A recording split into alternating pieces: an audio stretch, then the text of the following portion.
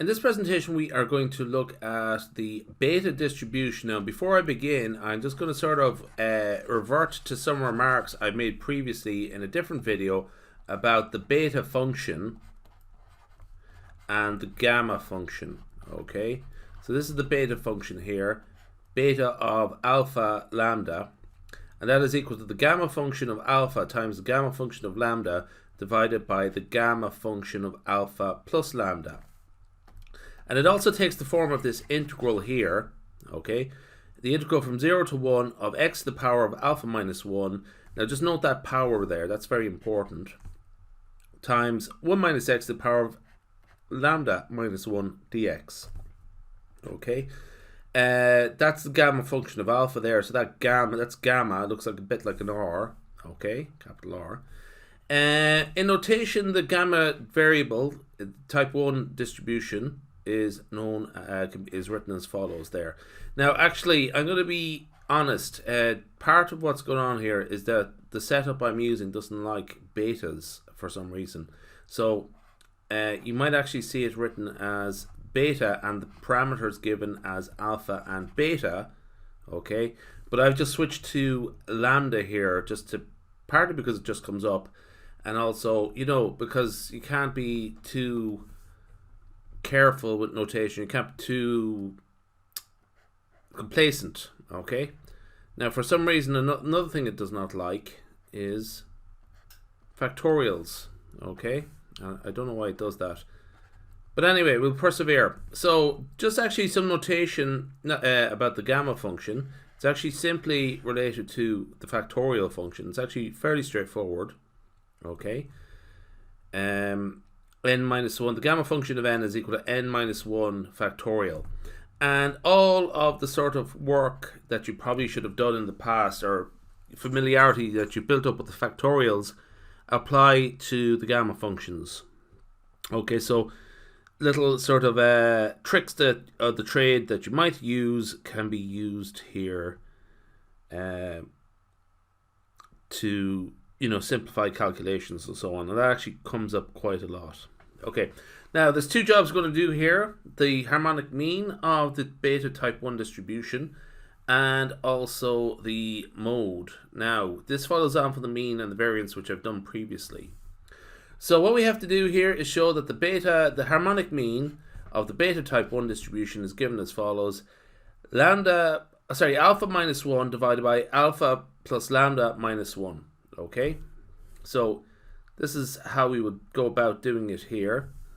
So essentially what we have to do here is start off with this. This is the key part of calculating what is the harmonic mean of a random variable. So 1 over hm harmonic mean is equal to the expected value of 1 over x.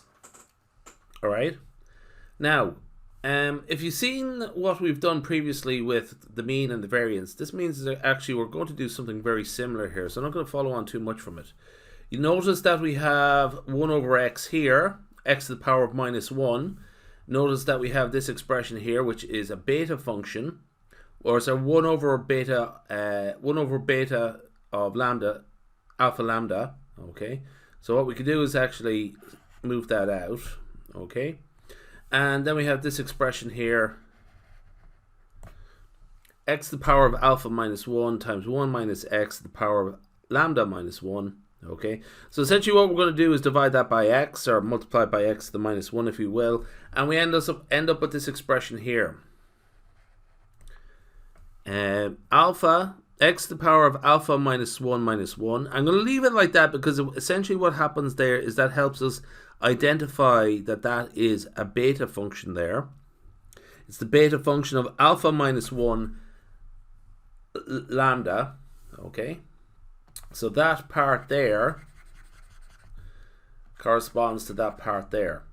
Okay, and just like we've probably done, you probably might have seen previously, that things start to proceed very quickly now. Now it looks like there's a lot going on here, but actually not really.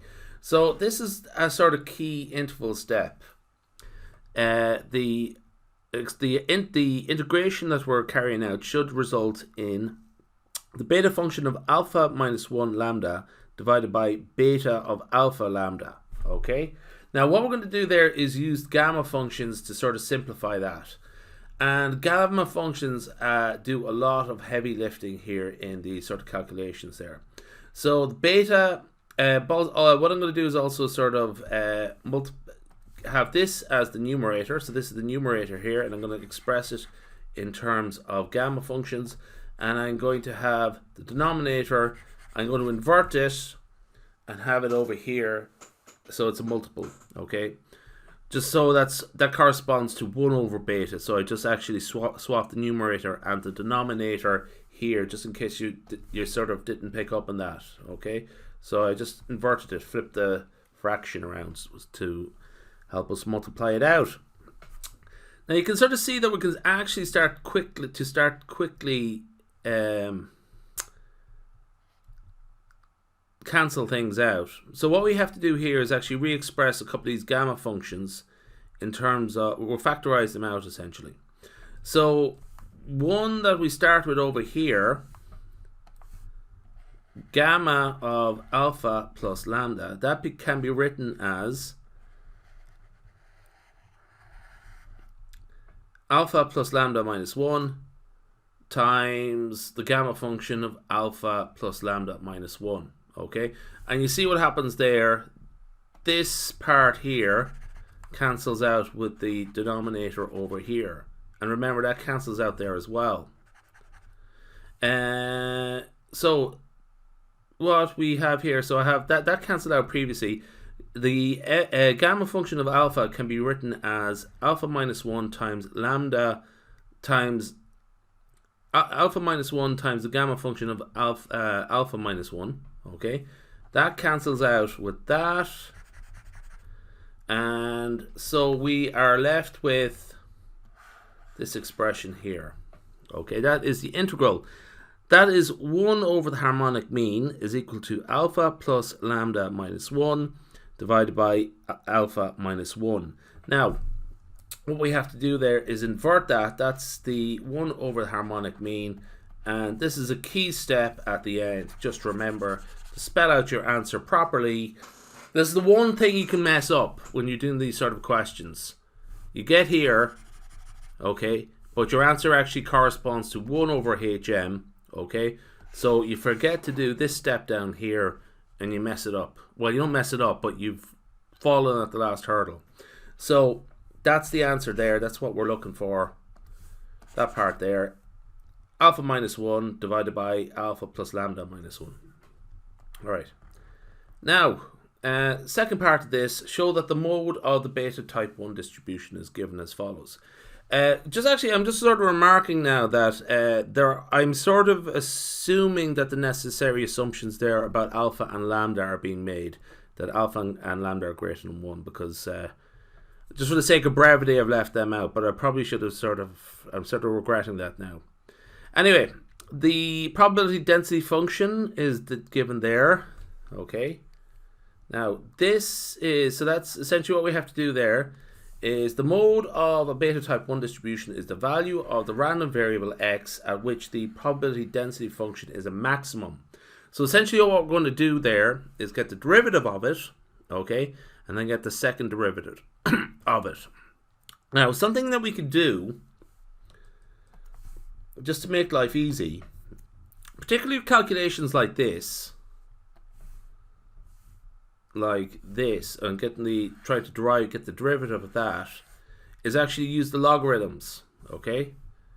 Because essentially everything that applies to a function with regards to the maximum applies to the logarithm of that function, okay?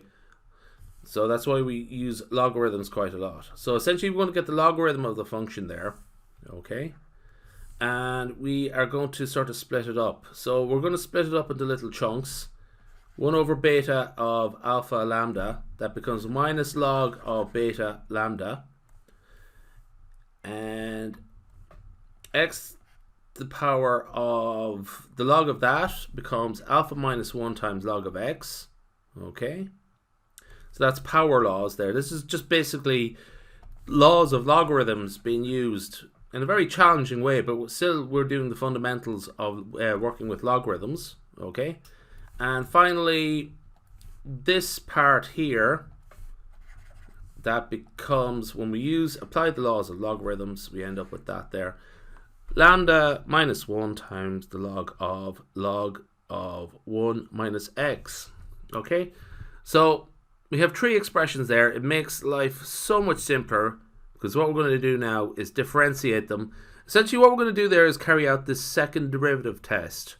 Now, just as a quick remark, the second derivative test, which is we differentiate it twice, the rules are slightly different about how to interpret it when you deal with probability distributions, because we get to make more assumptions about probability distributions. So it's not like straightforward calculus. There's a couple of extra assumptions we do get to make. Okay? Anyway, that's a constant, so when we integrate it we get 0. Lambda minus 1 times log of x. So essentially alpha minus 1 is a constant, and log of x, get the derivative of that, we get 1 over x. So this expression here becomes alpha minus 1 divided by x. And similarly, lambda minus 1 times log of 1 minus x. This is the chain rule comes in here, so just watch out for that. We get lambda minus 1 divided by 1 minus x minus 1. Okay, that's the chain rule. The basics of differentiation come into play here. Now, actually, it looks quite tricky if you're looking at this for the first time, but essentially, everything I've done there is logarithms, fundamentals of differentiation, okay, and a little bit about maximization, finding the maximum of a function. Okay, that's everything we've been doing there so far, which is not that hard really. So if you up to second year mathematics in college, that should be enough. So this is our expression here. Okay, alpha minus 1 divided by x minus lambda minus 1 divided by 1 minus x. So essentially what we're going to do is let that equal a 0 and then simplify it. Okay, so let the derivative equal a 0 and then solve for x essentially. Okay, so this is just a bit of algebraic rearrangement. Essentially bring it both sides, let that equal to that. Okay, cross multiply, and then that's it really. Yeah, that's it. So I'll just solve for x.